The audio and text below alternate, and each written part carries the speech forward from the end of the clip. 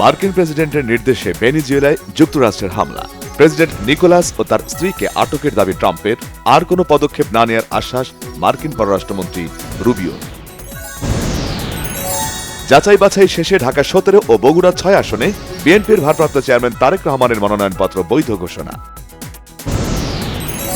Thakurgaon 1-এ BNP মহাসচিব মির্জা ফখরুল ইসলাম আলমগীর এবং ঢাকা 15 আসনে জামায়াত ইসলামের আমির ডাক্তার শফিকুর রহমানের মনোনয়নপত্র বৈধ ঘোষণা।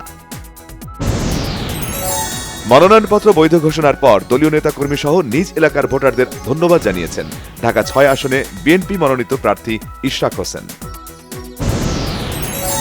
ঢাকা 9 আসনে বিএনপি মনোনীত প্রার্থী হাবিবুর রশিদ হাবিবের মনোনয়ন বৈধতা পেলেও অবৈধ ঘোষণা হয়েছে আসনটিতে স্বতন্ত্র প্রার্থী তাসনিম জারাকে। নিজের প্রস্তাবক ও সমর্থকে প্রকাশ্যে অপহরণের অভিযোগ তুলে অবাধ ও সুষ্ঠু নির্বাচন নিয়ে গভীর শঙ্কা প্রকাশ করেছেন জাতীয় পার্টির একাংশের চেয়ারম্যান ব্যারিস্টার আনিসুল ইসলাম মাহমুদ।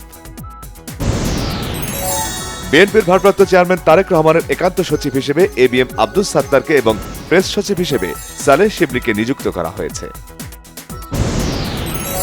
বেগম খালেদা জিয়ার সমাধি প্রাঙ্গণে আজও শ্রদ্ধা জানালেন সর্বস্তরের মানুষ। প্রয়াত নেত্রীর নৈতিকতা, তার দেখানো আদর্শ নিয়েই এগিয়ে যাবে বিএনপি, বলেছেন বিএনপির সিনিয়র যুগ্ম মহাসচিব রুহুল কবির রিজভী। শীতে কাবু জনজীবন, চলমান শৈত্যপ্রবাহে কাঁপছে গোটা দেশ। শীতের এ তীব্রতা থাকবে সপ্তাহ জুড়েই।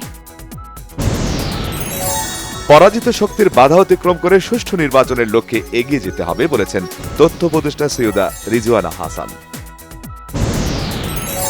পররাষ্ট্র উপদেষ্টা মোহাম্মদ তৌহিদ হোসেন বলেছেন, বিচার নিয়ে তাড়াহুড়ো করার সুযোগ নেই। সরকার চেষ্টা করছে হাদি হত্যার সাথে যারা জড়িত তাদের ফিরিয়ে আনতে। ওসমান হাদির হত্যাকারীদের শনাক্তে ভিডিও যাচাই বাছাই চলছে, জানিয়েছেন ডিএমপি কমিশনার শেখ সাজ্জাদ আলী। নির্বাচনী প্লেইং ফিল্ড নিশ্চিতে কাজ করছে পুলিশ। সড়ক পরিবহন ও সেতু উপদেষ্টা মোহাম্মদ ফাউজুল কবির খান বলেছেন, চাইলেই ব্যাটারি চালিত রিকশা উঠিয়ে দেওয়া যায় না, তাদেরও পরিবার পরিজনের কথা চিন্তা করতে হবে। 30তম ঢাকা আন্তর্জাতিক বাণিজ্য মেলার পর্দা উঠল আজ।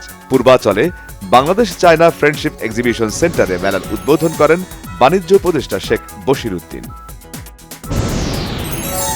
অভ্যন্তরীণ বিষয়ে যুক্তরাষ্ট্র বা দেশটির প্রেসিডেন্ট ট্রাম্পের হস্তক্ষেপ মেনে নেবে না ইরান। তেহরানে বিক্ষোভকারীদের উদ্ধারে যুক্তরাষ্ট্রের এগিয়ে আসা ট্রাম্পের আশ্বাস উস্কানিমূলক। আইপিএলে মুস্তাফিজুর রহমান চুক্তি বাতিল করতে কলকাতা নাইট রাইডার্সকে নির্দেশ দিয়েছে ভারতীয় ক্রিকেট বোর্ড।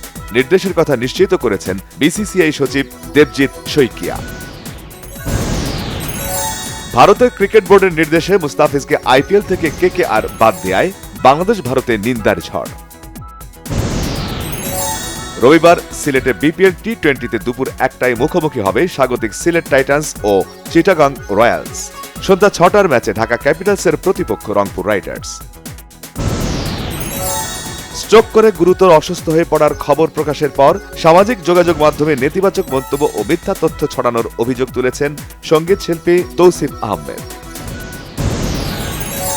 রণধীর সিং অভিনীত ধুরন্ধর সিনেমা মুক্তির 28 দিনের মধ্যেই বিশ্বব্যাপী আয়ের দিক থেকে শাহরুখ খানের জওয়ানকে ছাড়িয়ে গেছে।